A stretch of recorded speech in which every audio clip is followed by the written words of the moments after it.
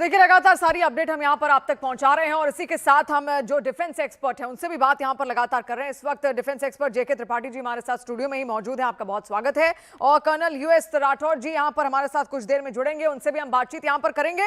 लेकिन सबसे ज्यादा अहम यही जानना है, ईरान बहुत पुरजोर तरीके से कोशिश कर रहा है। जेके त्रिपाठी जी, आपको क्या लग रहा है, अब कितना और टिक पाएगा? IRGC के भी कई सारे अड्डों पर यहाँ इस वक्त अटैक हुआ है। IRGC का टिकना, ईरान का टिकना, ईरान की टॉप लीडरशिप को तो एक तरीके से नेस्तनाबूद यहाँ पर किया ही गया है अमेरिका की ओर से, और आगे भी जो चेहरे यहाँ पर होंगे वो पहले ही हिट लिस्ट में है अमेरिका के। देखिए शिवानी, मेरे ख्याल से ये युद्ध एक हफ्ते से ज़्यादा नहीं टिकेगा। ठीक है, ईरान वेनेजुएला नहीं है, लेकिन ईरान अमेरिका भी नहीं है।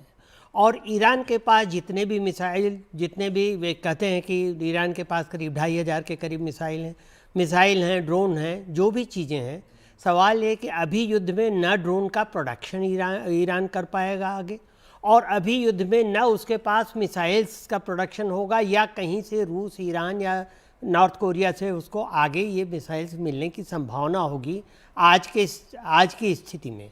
ऐसी स्थिति में उसका जो रखा हुआ हथियारों का जखीरा है वो कहाँ तक चलेगा? जिस हिसाब से ईरान अंधाधुंध चारों ओर मिसाइल फायर कर रहा है, मेरे ख्याल से एक हफ्ते से ज़्यादा ये चलने वाला नहीं है। और इस एक हफ्ते में, उससे एक हफ्ते से पहले ही ईरान कुछ ऐसी इज़राइल और अमेरिका कुछ ऐसी कोशिश करेंगे, जैसा कि आपने भी कहा कि नई लीडरशिप जो हैं उसके भी कई टॉप क्लास के नेताओं को ख़त्म किया जा सके, ताकि एक नेतृत्व विहीन ईरान जो है वो जल्दी से सरेंडर कर दे जी। इसके वो हो रही है, मजम्मत हो रही, निंदा हो रही है। ट्रंप को ऐसा नहीं करना चाहिए था। जब आप तीसरे दौर की बातचीत हो रही है, उसी के बीच में आप ऐसा कर रहे हैं, तो ये आपकी क्रेडिबिलिटी पे भी सवाल लगाता है। लेकिन अब ये है कि ये इस युद्ध के बाद ईरान का तो खात्मा हो ही गया उनके नेतृत्व का, लेकिन इस युद्ध के बाद ट्रंप के ऊपर बड़ी परेशानी आने वाली है। क्योंकि एक तो जैसा कि अभी आपके यहाँ से बताया जा रहा था कि ताइवान पर चीन को हमला करने का लाइसेंस मिल जाएगा। दूसरी चीज़ ये है कि अब जो अभी कहा कि 3 लोग मारे गए हैं अमेरिकी सेना के, तो पिछले 12 साल से ये होता आया, बल्कि ज़्यादा थे ओबामा के टाइम में से ये अमेरिकी जनता की डिमांड रही कि we do not want our American soldiers to come back in body bags ji.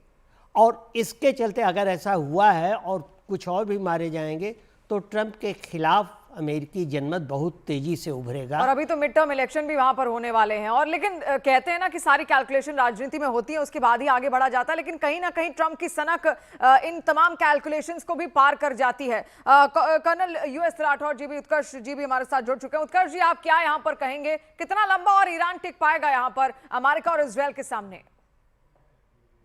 Iran का जो युद्ध है ये ज्यादा नहीं खिंचेगा, क्योंकि अभी वहां पर हर तरीके की बढ़त बना ली गई है।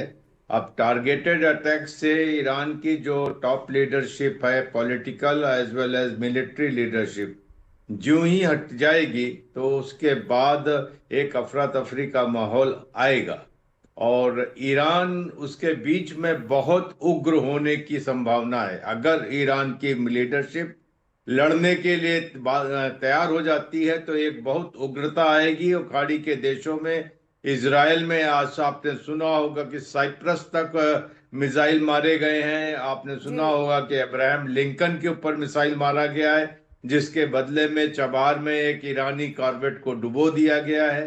तो ये एक तरफ से लगता है कि अब ये ईरान जाते जाते कुछ बहुत उग्र वो करके जाएगा।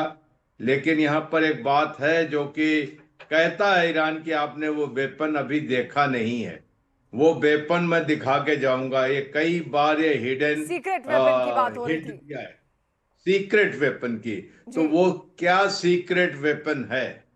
वो सीक्रेट वेपन क्या है? क्या ईरान के पास न्यूक्लियर वेपन है? क्या ईरान के पास डर्टी बॉम्ब है? और या ये महज एक ब्लफ है या केमिकल वेपन है? लेकिन कुछ तो है जो ईरान बार बार इसकी धमकी दे रहा है। जी। कई बार ऐसा होता है कि युद्ध के दौरान आप माहौल बनाने की कोशिश करते हैं और अभी तक तो फिलहाल यही लग रहा है, क्योंकि अब तक कुछ करना होता तो ईरान अब तक कोई ना कोई एक्शन यहां पर ले चुका होता। लेकिन इस बीच देखिए एक बड़ी खबर भी आ रही है, जहां पर ईरानी रेवोल्यूशनरी गार्ड ने खाड़ी देशों में मौजूद 27 अमेरिकी सैन्य अड्डों को दहला दिया है। ईरान की मिसाइलों के धमाके 12 देशों तक महसूस किए जा रहे हैं और ईरान युद्ध को यूरोप महाद्वीप तक फैला चुका है। उधर अमेरिका इजरायल संयुक्त हमला तेज कर चुके हैं, जिससे युद्ध में थर्मोन्यूक्लियर हथियारों के धमाकों का खतरा बहुत ज्यादा बढ़ गया है। अब क्या है ये एच बॉम्ब जिससे ट्रंप भी इस वक्त डरते हैं, आप देखिए।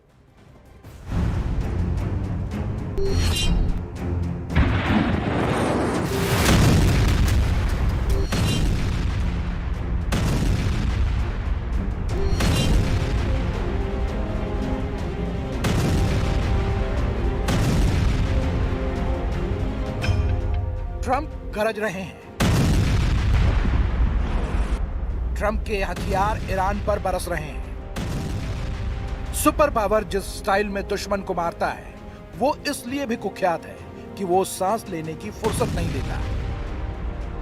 ईरान को 200 जंगी जेटों से दहलाकर ट्रंप ने उन देशों को मैसेज दिया है जो अमेरिका को आंख दिखाने की जरूरत करते हैं।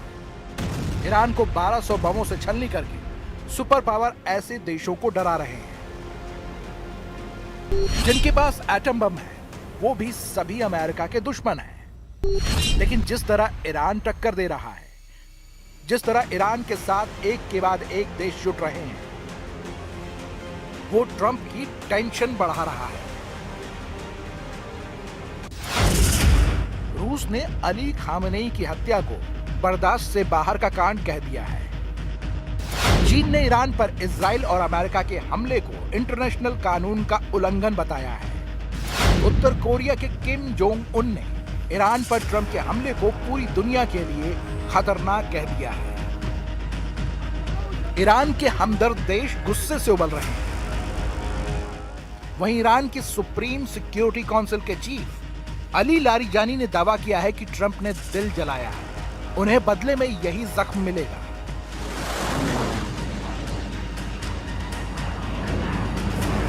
این حادثه بسیار تلخی برای ما همه ملت ایران است.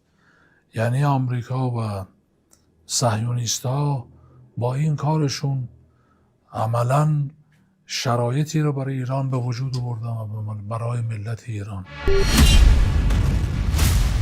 ईरान की तैयारी लंबे युद्ध की। युद्ध जितने दिन चलेगा, ईरान का पलड़ा भारी पड़ता जाएगा, क्योंकि जमीनी लड़ाई शुरू हुई तो अमेरिका की पोल खुल जाएगी। अमेरिका के सैनिक को ईरान के रेवोल्यूशनरी गार्ड जमीनी लड़ाई में एक्सपोज कर देंगे। खाड़ी देशों में जब भी अमेरिका ने जमीन पर युद्ध किया है, उसे भारी नुकसान झेलना पड़ा है।